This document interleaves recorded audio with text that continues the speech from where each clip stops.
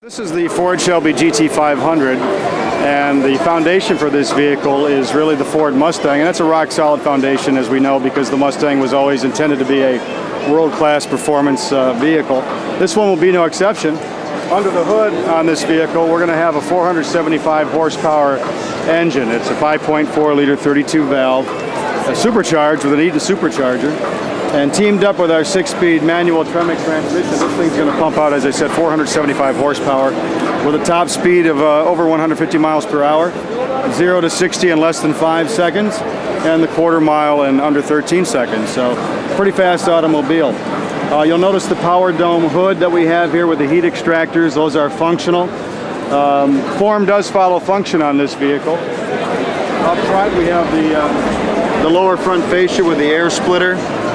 And of course, as I mentioned, the power dome hood with the heat extractors and the spoiler in the back. These are all designed to contribute to improved airflow and better aerodynamics for the vehicle. Wheels on the vehicle, and wrapped around those wheels will be high-performance Eagle F1 supercar tires.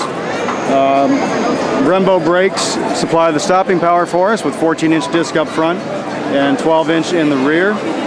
We have a suspension system that consists of a McPherson strut with a reverse L lower arm in the front, a live axle in the rear with a panhard rod. This all helps with precise handling and control. So you need to have good handling and control when you have a car that's got that much horsepower. So you want to make sure you've got that, and that's supplied obviously with this vehicle. If you look at the design of the vehicle, on the coupe, as you see here, you're going to have Le Mans style racing stripes that will travel from the nose of the vehicle up over the hood and over the roof and across the rear deck. And you'll also notice the GT 500 insignia here on the lower portion, and this Ford racing stripe that runs along the bottom portion and just above the rocker panel. On the coupe, you're going to get both the Le Mans style striping up on top as well as this lower racing stripe, but on the convertible version you will only be getting the stripe that runs along the bottom above the rocker panel. This is the Shelby GT 500, and there's different areas of identification on the vehicle for you to look for. Of course, you'll find the SVT badging inside the wheels. You'll find back here in the rear the name Shelby, of course.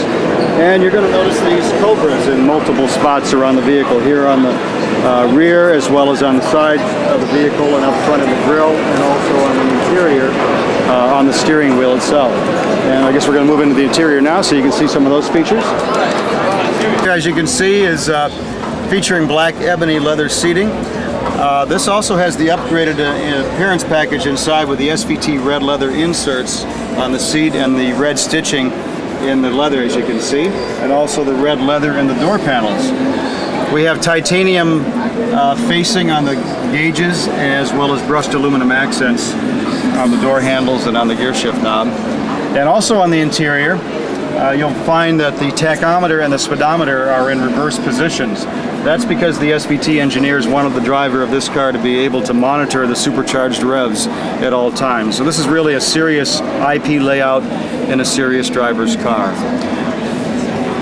The rear seating compartment does have seats that I believe do fold down 60-40 fashion in the rear, so you have extra cargo capacity when you open up the trunk.